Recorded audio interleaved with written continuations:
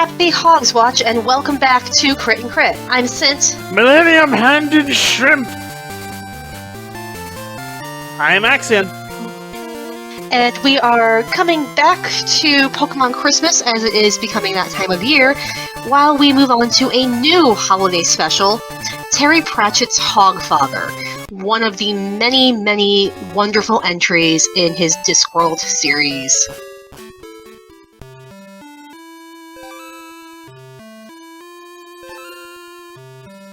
We could go on for possibly literal hours talking about Discworld. Yes, but then we'd forget how to play the game, and you'd have to tell me again how the little horse-shaped ones move.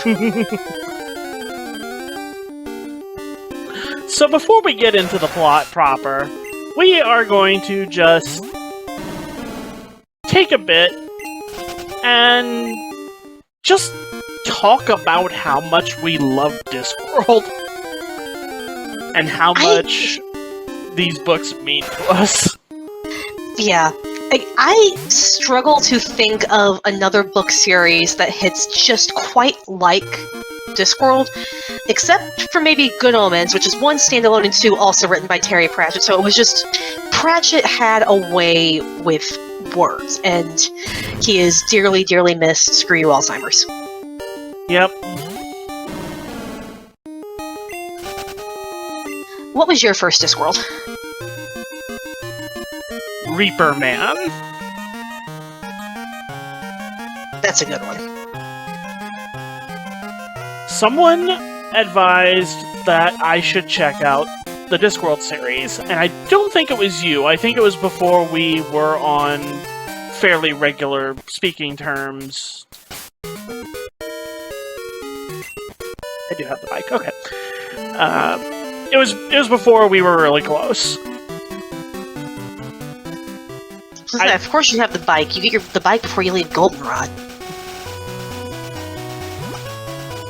It's more, did I have it set to the button? That makes more sense. But yeah,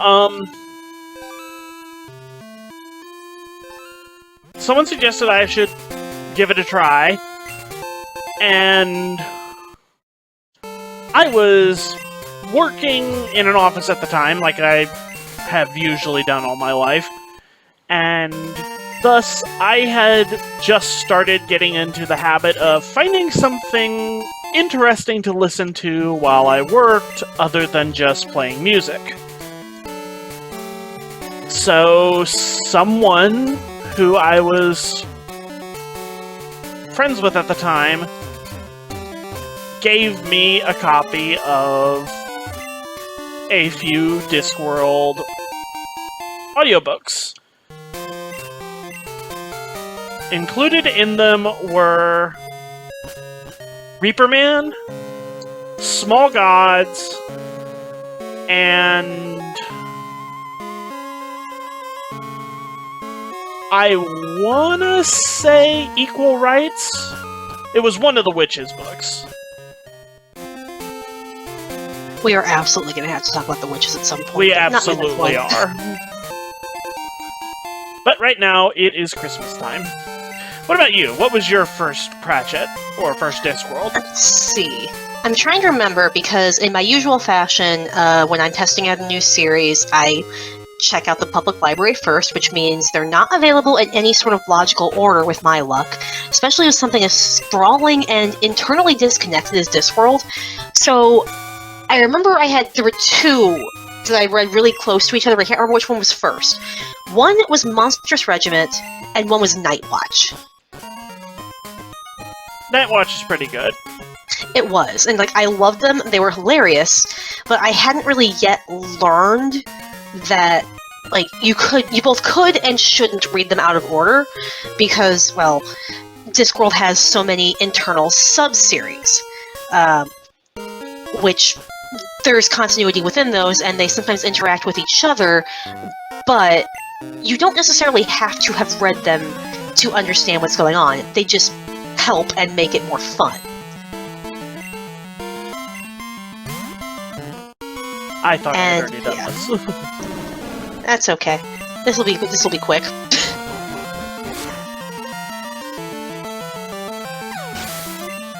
The alternative joke is that you plan to do this, but they hadn't gotten to the battlefield yet because he just has Slowpoke. Heh. Yeah, I remember really liking both of them.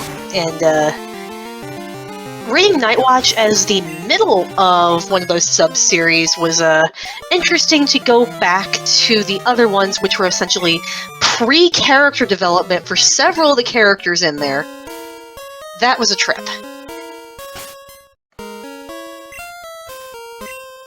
Anyway, for those who are not familiar, one, please fix this, you will thank yourself. But Discworld is Terry Pratchett's a fantasy series that's basically also social satire. It's just, fantasy is mostly the set dressing for all of the wacky stuff going on. And it is great, and I love it. It is wonderful wordplay and just bait and switch sense of humor that I wish more authors could pull off.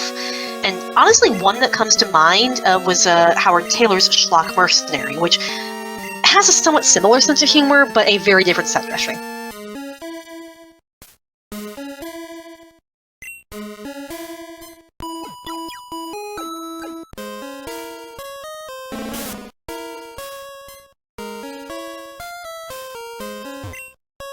I don't really think I've ever read anything else that's quite like Pratchett. It is, in my experience, an extremely unique, extremely singular experience. Yeah, which is why I was saying, like, I struggle to find similar authors in any regard, but I do want to give props to those that I think sort of try and come close, because they're still quite good. It's just not the same. Right. Am I making sense? Yeah. Like, Discworld is really, really fun on an emotional level because they are absolutely comedies, but Pratchett had this ability to, without warning, swivel between irreverent and incredibly poignant. Yep. And Hogfather is one of the really shining examples of that, which we will get to when we talk about the plot, but we got a lot of ground to cover before we do that first. Yep. Like, of these books, silly as it sounds, have honestly helped me through a lot of stuff in my life. Just because he was able to touch on such common themes, even with the goofy setup that some of these plots have. And then you still get down to just the basic humanity of the characters and what they're actually going through, and it's so hard to put into words without just spoiling large swathes of the series.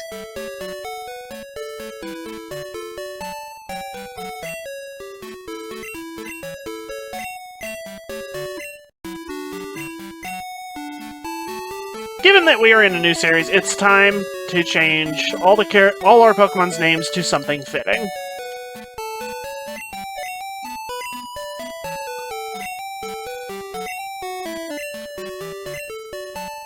I figured we'd just catch more Pokemon, but... Yeah, I like the team I've got. Okay, fair, it's your game.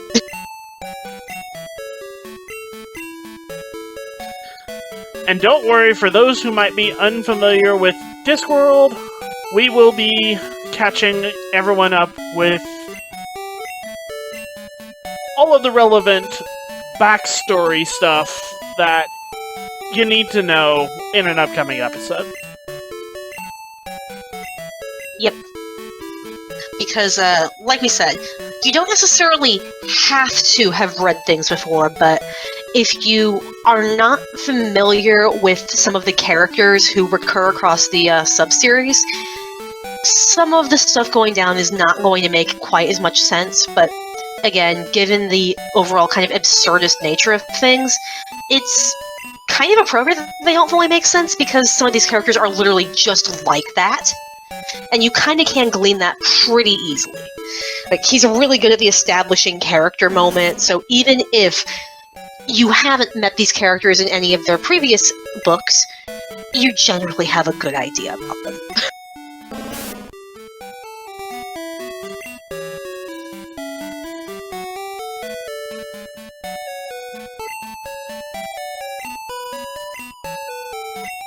But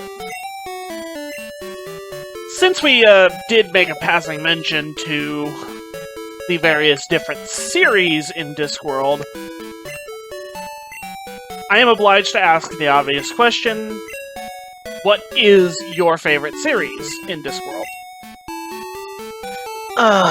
Don't ask me these things. I literally just said I have to.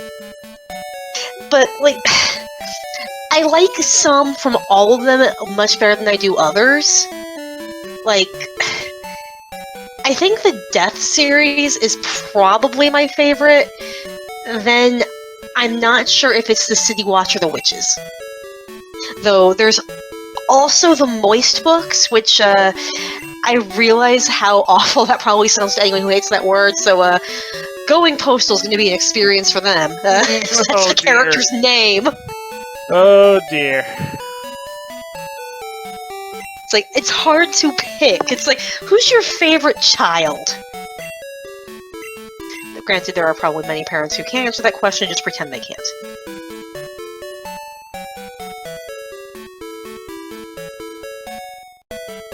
And granted, it's also weird for me to say that, considering these are not related to me, so my analogy has kind of fallen flat on its face.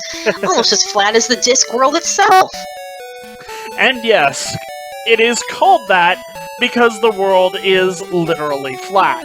It is a flat plane with several continents and an ocean on top of it, centered around a tall central mountain called the Spire, all of which are orbited by a tiny moon and a tiny sun, and the whole thing is balanced atop 4 elephants who stand on top of Great Atuin, the gigantic space turtle. And I do remember hearing somewhere that that may be a deliberate reference to Hindu mythology, because I believe there is something similar within that, though I am far from an expert.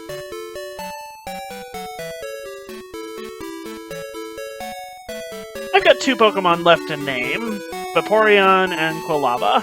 Any suggestions? Well, we haven't used Death. We could name them... Well, let's see. How about Vaporeon can be Bilious? Yeah, that works. So, Death and Bilious.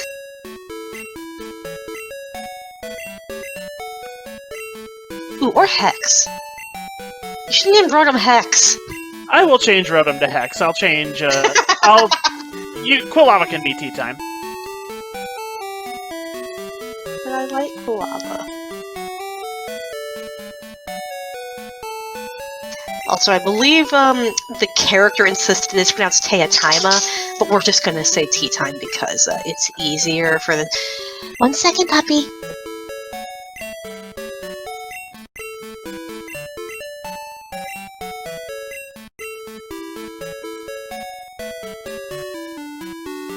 I do also feel the need to note that after a certain point, this music becomes the sound that your sleep paralysis demons tango to. Yeah, I'm getting ready to leave. I'm almost done.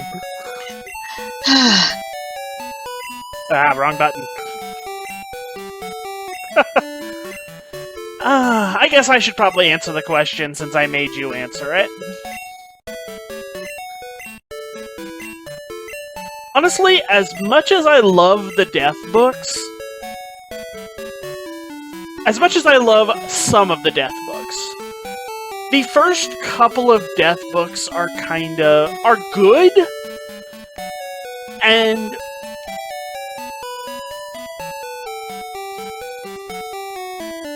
it's kind of a problem of a way to describe this, because almost everything Pratchett ever wrote was exceptional. And saying a Pratchett book is... I'm not sure I'd even say bad, I'd just say less good. It's the Pixar comparison, as I used to put it. Remember back before Cars 3 and everything, like, actually before Cars 2, when basically Pixar had such a good reputation for quality control that, like, even their meh movies were still better than most things. Yeah, that's pretty much exactly where I'm getting at. So when I say that Reaper Man and Soul Music and Mort are not among Pratchett's best work, that is in no way saying that they are bad books. They are good books. They are good stories. See, I would actually argue saying Reaper Man is a subpar death book, because I was going to say, like, I agree that Mort is very much finding his feet with a new, basically, sub-series, and Soul Music is also a bit awkward. I think Reaper Man is fantastic. Reaper Man is very good. I just don't think it's a... I will say, I actually liked Soul Music a little better than Reaper Man. Though Reaper Man I need to reread these, it's been a while. Yeah, Reaper Man has an excellent message. But I think I enjoyed reading Soul Music a little more. But the books where Susan is involved, I think, are the best death books. Like, including Soul Music. Yeah. That's why I corrected myself, is because I forgot Soul Music was a Susan book. I was accidentally grouping it in with Mort. Yeah, that's when, like, those are the, I'm introducing something new and major, so there's a little bit of clunkiness and awkwardness as I find my feet. Yep. Which was much more evident early on in Discworld, which is why, I believe Pratchett himself has told people, don't start at the actual first Discworld book, start here instead. Because, The Color of Magic and The Light Fantastic are, you can see the early seeds of Discworld in them, but they are markedly different from the rest of the series proper. Yeah. So, because of those books that are, again, still exceptional, but not Pratchett's best work compared to the later books in that series, I don't feel... Oh, for the love of Pete. Let me run away. You know what? I'm just gonna... My favorite series is a toss-up between The Watch and The Witches. Because those are the series that I cannot think of a single book in them that I do not like immensely. And none of them feels exceptionally less good than any of the others. That's fair. I really, really like Death and Susan as characters. Like, Death is by far my favorite Discworld character, to the point where, like, I am happy to ride along with all of those flaws of early installment weirdness. So I can just see, like, the Grim Reaper fascinated by humanity and trying to understand the concept of life. It's just, it tickles me on such a visceral level. Right. And that actually was going to be my next question, was, who is your favorite Discworld character? Death and Susan. Yeah. Mine is Granny Weatherwax. Granny Weatherwax is very, very, very up there. Like, I want to be Granny Weatherwax when I grow up, but there's just something so endearing about Death. Yeah. And Vimes is probably my third or fourth, with Death and Susan there in the middle. Yes.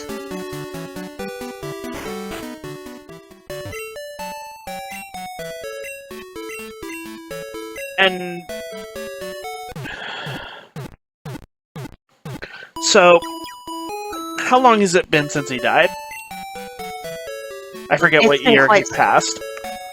It was before I switched school districts, so it's been about 7 or 8 years. I remember when I first heard that Pratchett was dying, that he had received the news that he only had a few months or a year or so left, and that the nature of his illness meant that he would be noticeably deteriorating mentally during the course of his illness. And I just remember thinking that this is going to... I mean, that was basically the point at which I realized there will one day be no more Discworld. That's actually one of the reasons I still have refused to read The Shepherd's Crown, because once I read that, there's nothing left. It's all done. Yep, and I don't think, and like I know something that happens in it, and I really, really do not want to see that with my own reader eyes. It's bad enough I've had the spoiler, so I don't want it. I'm going to put that off a little longer, because I think there are actually some Discworlds I still just have not managed to get my hands on, just due to like how libraries work and availability. Yep. I still have not read the third Moist book. So I'm not done. I have read Shepherd's Crown. I could make some comments about it with regards to just how I feel about it, both as its own story and in light of Pratchett's passing. But, long story short, I think it is in a lot of ways, it is a fitting close to the series, but at the same time, I'm kind of in the same boat as you of, that's it. That's the end. This is where it stops. And like, I think it feels different to me in this case than, say, like, I've read other things that have ended. I've watched series that have come to an end. But those were planned to end. And it's different when a tragedy takes over a series like that. Like, ending because the author had finished saying what they wanted to say is much different to ending because an illness took the author away. Yeah. It's like, Pratchett did the best he could to wrap up what he wanted to wrap up, but in a just world, there would have been so much more that he could have said, and how many more people who could have gotten just that little bit more joy from another Discworld book. Because I have yet to read a Discworld book that, even if it was a little bit janky here and there, did not make me smile. Like, every single one has had that humor running throughout it that has gotten me out of some really rough times. Yeah. And there's a part of me that wonders, how much did he leave behind that was incomplete, or that he had only outlined and hadn't had a chance to actually write? And how much... Because he left everything in his estate to his daughter and Neil Gaiman. And knowing the two of them as much as one can as merely a consumer of the thing they make. Obviously, I don't know them personally. But I'm very familiar with Gaiman's work, and I'm loosely familiar with Brianna Pratchett as the stuff she's done.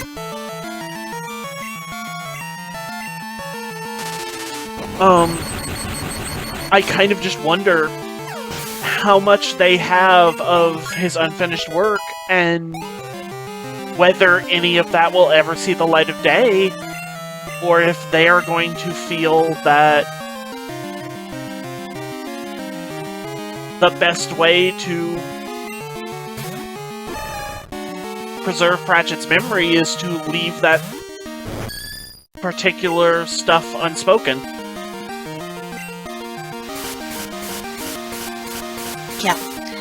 But, and I think this might be a good note to end on, we can at least take solace in the fact that Discworld was a gift to readers. And one of the best gifts in that pile of gifts is Hogfather. We are in for a treat with this discussion. Yeah. As I mentioned last year, Hogfather is one of 3 things I do every Christmas. I watch Muppet Christmas Carol, I either watch the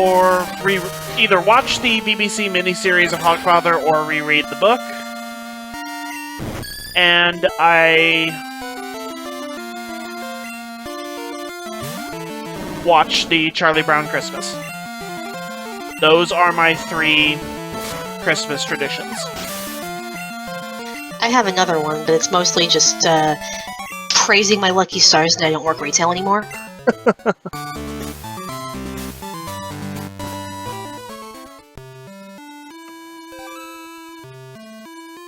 But yeah, buckle up. We're in for a fun one. See you soon.